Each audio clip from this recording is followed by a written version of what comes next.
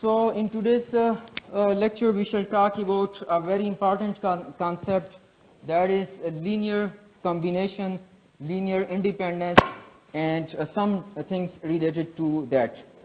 So if you, for example, have two vectors a1 and a2, these are two vectors, then if you multiply these vectors by some scalars and add them, so this is called a linear combination of these two vectors a1 and a2, where c1 and c2 are any scalars.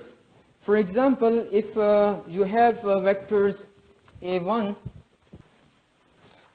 then for example 3a1 plus 2a2, this is a linear combination of these two vectors a1 and a2.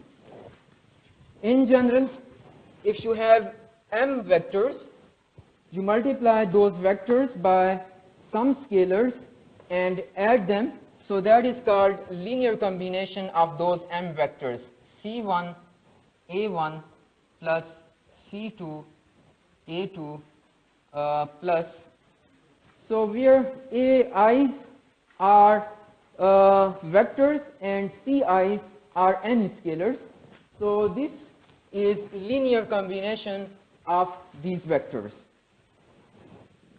Another very important concept is linear independence. So you are now familiar with linear combination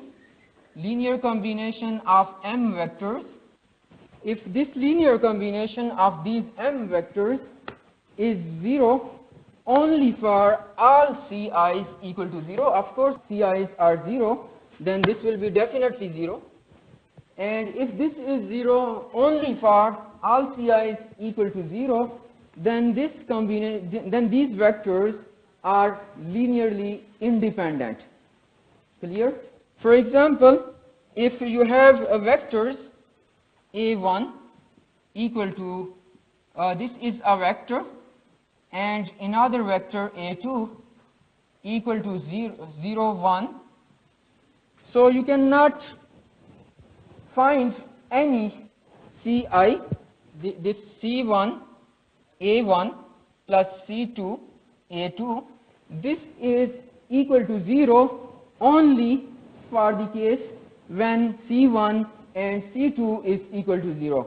You cannot find any other combination, any other possibility of c1 and c2 other than this one that will make this equal to 0.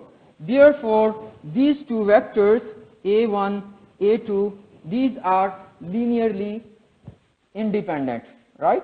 These two vectors are linearly independent.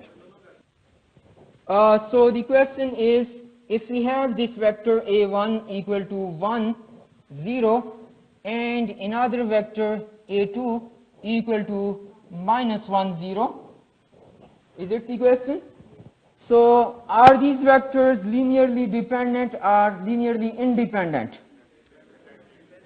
So if I multiply this vector a1 with scalar 1 and the second vector with another scalar, so that comes out to be a 0 vector, right?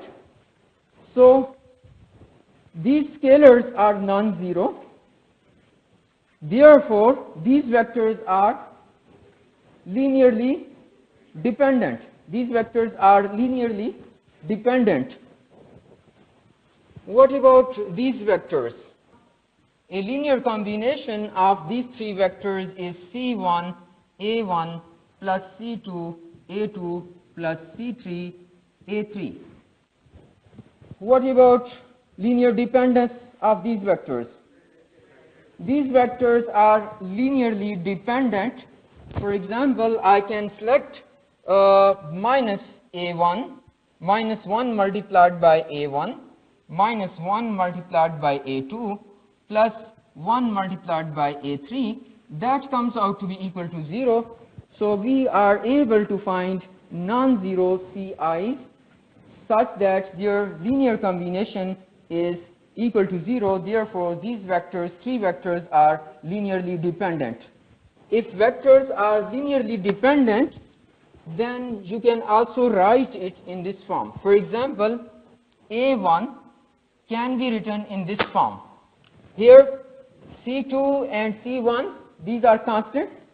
Their product is another constant. Let's give it another name, K1 A2 plus K, let's give it K2 K3 A3 plus Km Am. If the vectors are linearly dependent,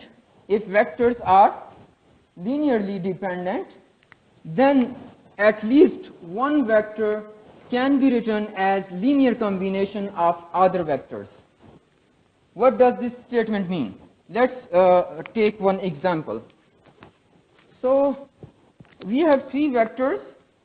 Are these linearly dependent or independent? So here it is slightly difficult to see it just by observation. However, if we can write, for example, this B1, B equal to some scalar multiplied by A1 plus C2, A2. If you can write this vector as linear combination of these two vectors, then this vector will be linearly dependent upon these vectors. This statement is the same as this statement which we have written over here. That is, so this statement and this statement is equivalent, right? So if we can find any non-zero Ci's that will make this sum equal to 0, then these vectors are linearly dependent. Similarly, if we can write this vector as linear combination of these two vectors, then this vector will be linearly dependent upon these vectors. Clear? So can you find any combination? Can you find any C1, C2, both of them not equal to 0, one of them can be equal to 0, such that this is equal to B? Can you see it just by observation? 3 multiplied by this vector and 2 multiplied by this vector, 3 plus 4 is 7, and minus 6 plus 10 is equal to, so we can, over here this case was simple, we can select C1 equal to 3 and C2 equal to 2, that results into this vector B. Here it was possible just by observation that this vector can be generated. We use the word generate. This vector can be generated by linear combination of these two vectors. Therefore, this vector is linearly dependent upon these two vectors. Clear? So in some cases it may not be obvious by observation. You are now familiar how to solve this system of equations. How do you proceed? You construct an augmented matrix, then reduce it into echelon form, and then use back substitution to find solution. So this equation which I have written over here is similar. A1 C1 plus A2 C2 is equal to B. If I write it here, we have 1 minus 2 minus 5 2 5 6 multiplied by C1 C2, that is equal to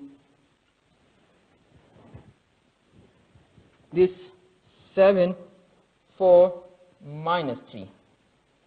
This equation which was written over here is written in the matrix form. It is again, if you read it, C1 multiplied by A1, so this whole vector multiplied by C1, that is plus C2 multiplied by this whole vector is equal to this one, or C1 into this entry plus C2 into this entry is equal to this right hand side, which is written over here.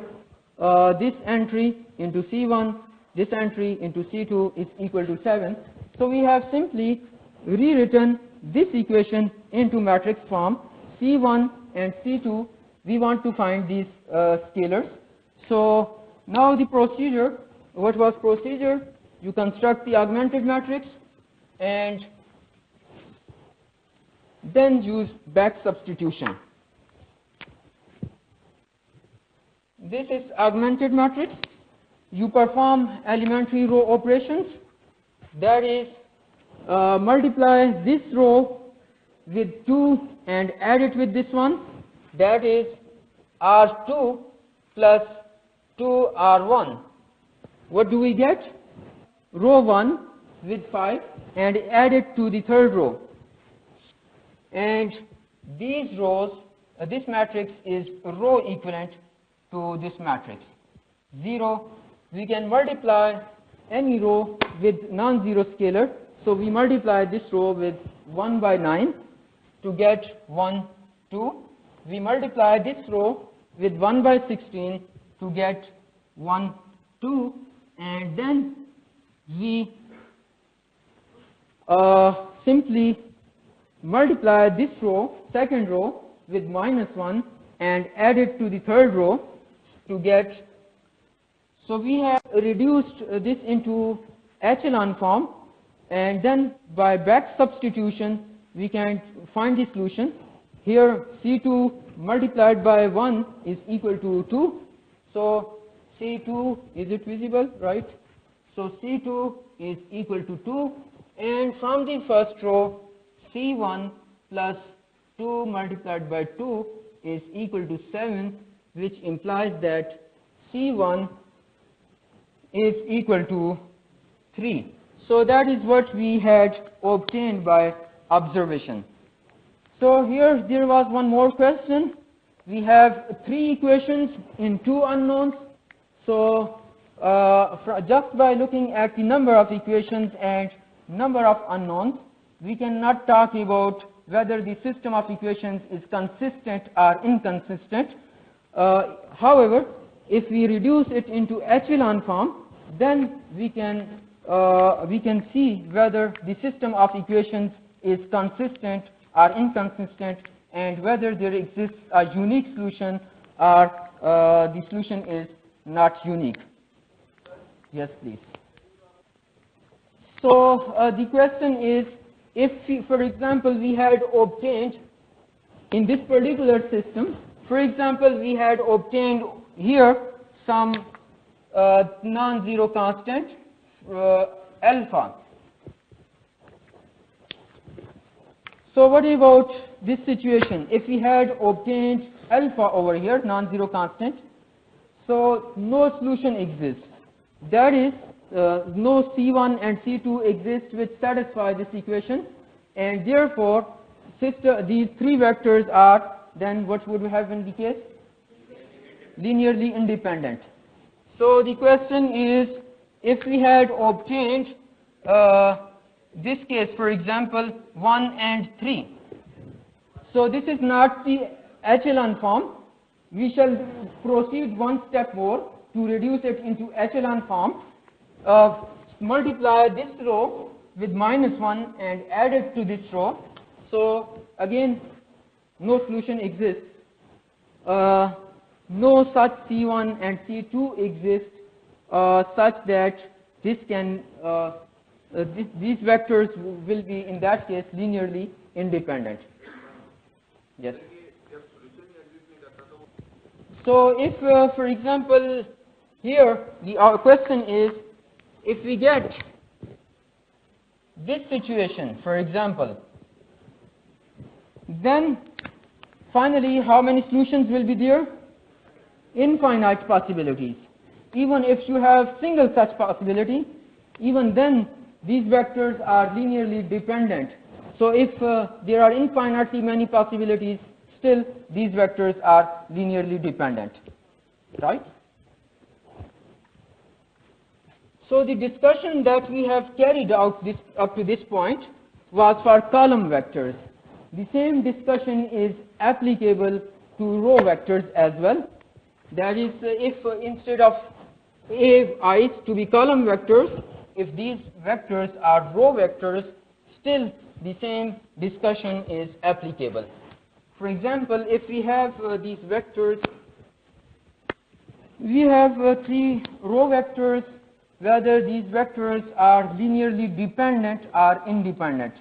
Can you just determine it by observation or not? So if we find 6a1 plus half a2 minus 1 multiplied by a3, what is that?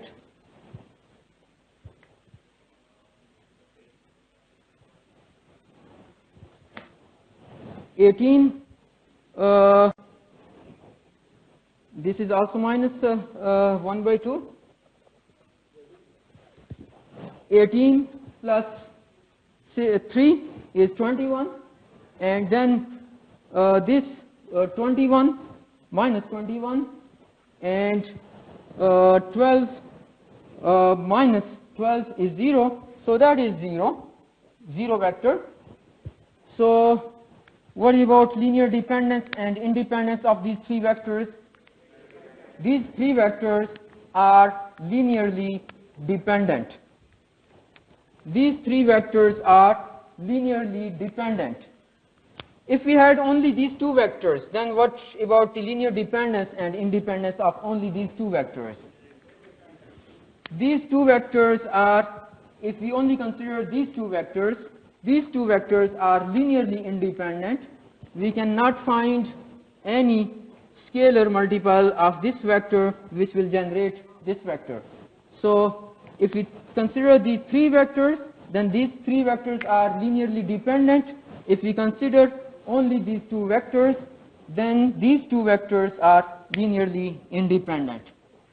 So if this concept is clear, then we define one thing, the rank of a matrix. So number of linearly independent row vectors in a matrix is equal to rank of that matrix. For example, if you have this matrix, how many linearly independent row vectors are there in this matrix? There are 2 linearly independent row vectors in this matrix. Therefore, rank of this matrix is equal to 2. The question is, this procedure is quite tedious. That is, if we have a matrix, then we cannot quite easily see the number of linearly independent row vectors in that matrix. So how to determine that easily? So the procedure is to reduce it into echelon form. And this procedure, we shall learn it in the next lecture, inshallah. So any other question? Yes, please.